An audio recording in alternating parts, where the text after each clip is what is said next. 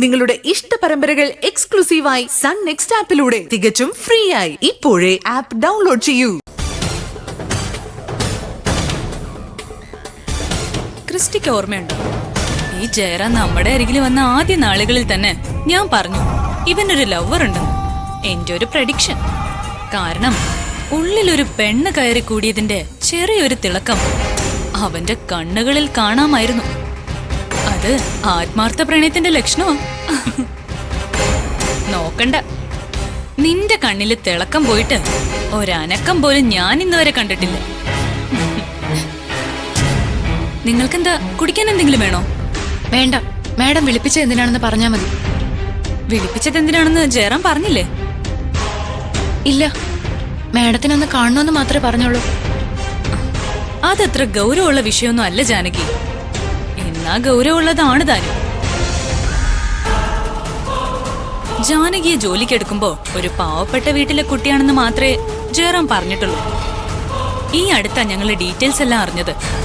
അനിയനെ പഠിപ്പിക്കേണ്ട ചുമതല കൂടി ജാനകിയുടെ തലയിലാണല്ലേ? അച്ഛൻ മരിച്ചതിന് ശേഷം അമ്മയ്ക്ക് വയ്യാതായി. ഒരു വലിയ ഉത്തരവാദിത്വമാണ് എന്റെ തലയിൽ. അതൊന്നും കാര്യമാക്കണ്ട. ഉത്തരവാദിത്വങ്ങൾ ഒരു ടാർഗറ്റായി എടുത്താ എന്ത് നേടാൻ പറ്റും നമുക്ക്?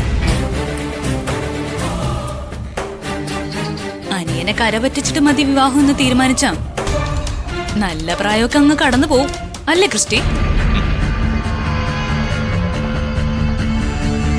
പിള്ളേരെ പറഞ്ഞു മനസ്സിലാക്കാന്ന് പറഞ്ഞ് വിളിച്ചു വരുത്തിയിട്ട് ക്രിസ്റ്റി എന്താ ഒന്നും മിണ്ടാത്തെ? ഇത്തരം കാര്യങ്ങൾ ഡീൽ ചെയ്യാനേ ഡയനയല്ലേ മിടുക്കി. നീ തന്നെ അങ്ങ് പറഞ്ഞ് മനസ്സിലാക്കി കൊടുക്കും.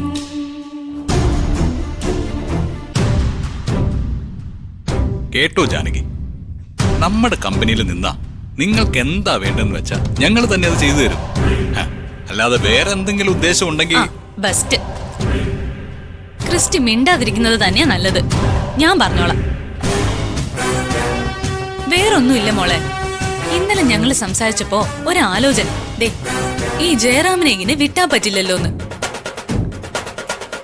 എത്രയും പെട്ടെന്ന് നിന്നെ പിടിച്ച് കെട്ടിക്കാന്ന് പറഞ്ഞപ്പോ പെണ്ണ് കാണലിന്റെ സമയലാഭം ഒരു പ്രിവിലേജ് ആണല്ലോ എന്ന് ക്രിസ്റ്റി.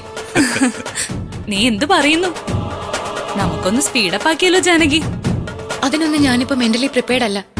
മെന്റലി അല്ല, ഫിനാൻഷ്യലി പ്രിപ്പയർഡ് അല്ല എന്ന് വേണം പറയാൻ.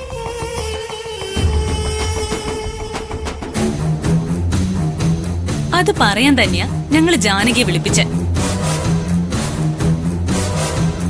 ഇപ്പോ കമ്പനിയിൽ ഒരു സൂപ്പർവൈസറുടെ പോസ്റ്റ് ആണുള്ളത്. ഞങ്ങളത് അസിസ്റ്റന്റ് മാനേജറാക്കി ഉയർത്താൻ പോവാ. Around 75,000 salary. പിന്നെ ജയറാമിന്റെ കാര്യം, ഇവൻ ഞങ്ങളുടെ പയ്യനാ. എന്ത് വേണോന്ന് അവൻ പറയട്ടെ, ഞങ്ങളത് ചെയ്തു കൊടുക്കും. എന്താ, അത് പോരെ?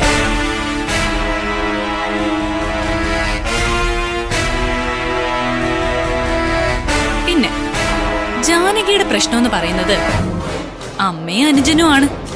അമ്മയെ നിങ്ങളെ സംരക്ഷിക്കണം. പിന്നെ അനിയൻ, അവൻ പഠിക്കട്ടെ. പഠിത്തം കഴിയുമ്പോ ഞങ്ങളുടെ ദുബായിലെ ഫാക്ടറിയിലേക്ക് അവനെ ഞങ്ങളിങ്ങ് ദത്തെടുക്കും. അതോടെ നിങ്ങൾ സെറ്റിൽ ആവുകയും ചെയ്യും. ഓക്കെ അല്ലേ? ചേടാ, ഈ ജാനകി എന്താ ജയറാമ ഒന്നും മിണ്ടാത്തെ?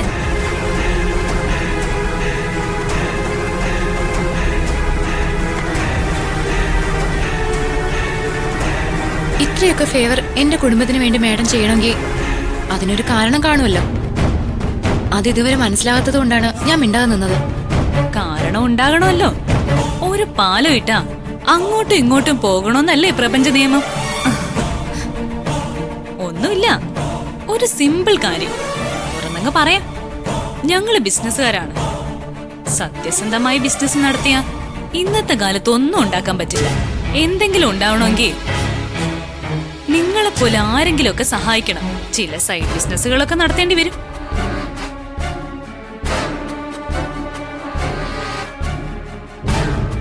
ജാനകി എന്തൊക്കെയോ കണ്ടെന്നോ ജാനകി എന്തൊക്കെയോ മനസ്സിലാക്കിയെന്നോ അതിൽ നിന്നും കുറെ തെളിവുകൾ ഉണ്ടാക്കിയെന്നോ അങ്ങനെ എന്തൊക്കെയോ ചില അടക്കം പറച്ചിലുകൾ ഞങ്ങൾ കേട്ടു. ഞങ്ങളതൊന്നും കാര്യമാക്കിയിട്ടില്ല കേട്ടോ. പക്ഷേ ഇനി അങ്ങനെയൊന്നും ഉണ്ടാവരുത്. ബിസിനസിന്റെ നിലനിൽപ്പിന് വേണ്ടി ചില അഡ്ജസ്റ്റ്മെന്റുകളൊക്കെ വേണ്ടി വരും. അത് ഞാനും സമ്മതിക്കാം. പക്ഷെ ഒരു നാടിനെ തന്നെ ആപത്തിലാക്കുന്ന മയക്കുമരുന്ന് കച്ചവടം അത്ര നല്ലതല്ല മാഡം. ഓ,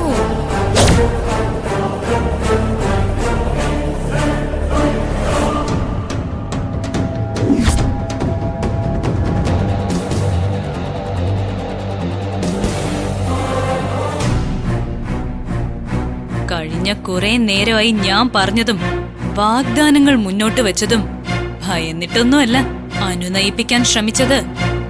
തകർത്ത് കളയൊന്ന് പേടിച്ചിട്ടുമല്ല. വഴങ്ങിയ ജാനകിക്ക് കൊള്ളാം. ഞാൻ വഴങ്ങുന്നില്ല മാഡം.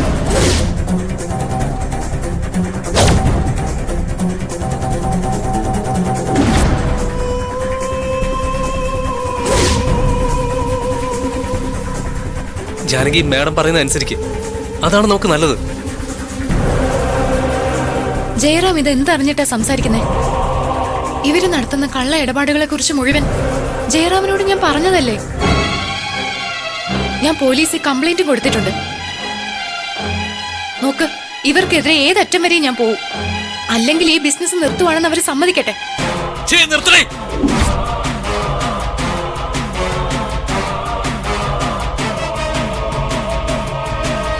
നീ എന്താ വിചാരിച്ചേ? ക്രിസ്റ്റിയുടെ മടയിൽ കയറി വന്ന് ഭീഷണിപ്പെടുത്താവുന്നോ? ഏയ്, എന്താ ക്രിസ്റ്റി ഇത്? വെറുതെ വയലന്റ് ആവല്ലേ. Cool man, cool. ജാനകി വഴങ്ങും, അനുസരിക്കും. അവസാനമായി ചോദിക്കോ, ഞാൻ ജാനകിക്ക് മുന്നിൽ വെച്ച വാഗ്ദാനങ്ങൾ അതുപോലെ നിപ്പുണ്ടിപ്പോഴും. അനുസരിക്കാൻ പറ്റുമോ ഇല്ലയോ? കമോൺ ജാനകി. സോറി മാഡം, ഞാൻ പറഞ്ഞതല്ലേ, അനുസരിക്കാൻ എനിക്ക് കുറച്ച് ബുദ്ധിമുട്ടുണ്ട്.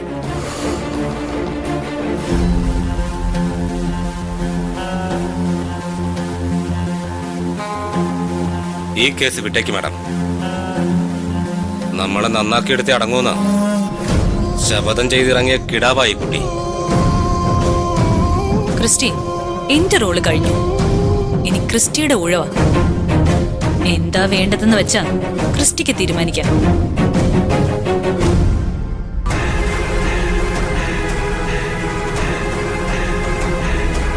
പ്രലോഭിപ്പിച്ചു നോക്കി, ഉപദേശിച്ചു നോക്കി, ഭീഷണിയും കഴിഞ്ഞു. ഇനി ഈ ക്രിസ്റ്റി എന്താ ചെയ്യാൻ പോകുന്നെന്ന് ജയറാമിനറിയാം. അല്ലേ ജയറാമേ? സാർ, ഇവള് സാരമില്ലെന്നേ. സാരമില്ല ജയറാമേ, വിവരമില്ലാത്ത കൊച്ചല്ലേ. ലോകപരിചയം തീരെയില്ല. നമുക്ക് എന്ത് ചെയ്യാൻ പറ്റും? പറയാനല്ലേ പറ്റൂ.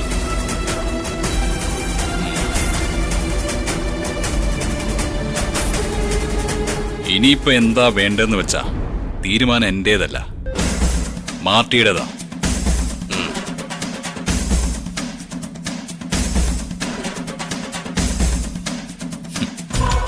This is last question baby.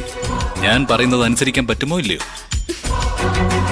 നാടിനെ നശിപ്പിക്കുന്ന നിങ്ങളുടെ ഈ മയക്കുമരുന്ന് ബിസിനസ് ഞാൻ പൊളിച്ചിരിക്കും. മാർട്ടിൻ, വേണ്ട, അവളെ വിട്. അവളെ ഒന്നും ചെയ്യരുത് മാർട്ടിൻ. സാർ, അവളെ ഒന്നും ചെയ്യരുത് സാർ, പ്ലീസ്. മാർട്ടിൻ, അവളെ ഒന്നും ചെയ്യരുത് പ്ലീസ്. ഒന്ന് പറ സാറേ, അവളെ ഒന്നും ചെയ്യരുത് പറ സാറേ. സാറേ, അവളെ ഒന്ന് രക്ഷിക്ക്. ഉണങ്ങിപ്പോരുത് സാറേ, വേണ്ട, എന്റെ പെണ്ണൊന്നും ചെയ്യരുത്. അവളെ വിട്ടേക്ക്. ഞാൻ അവളെ കാര്യങ്ങൾ പറഞ്ഞ് മനസ്സിലാക്കിക്കോളാം. അവള് കേക്കും. എനിക്ക് കുറച്ച് സമയം താ സാറേ.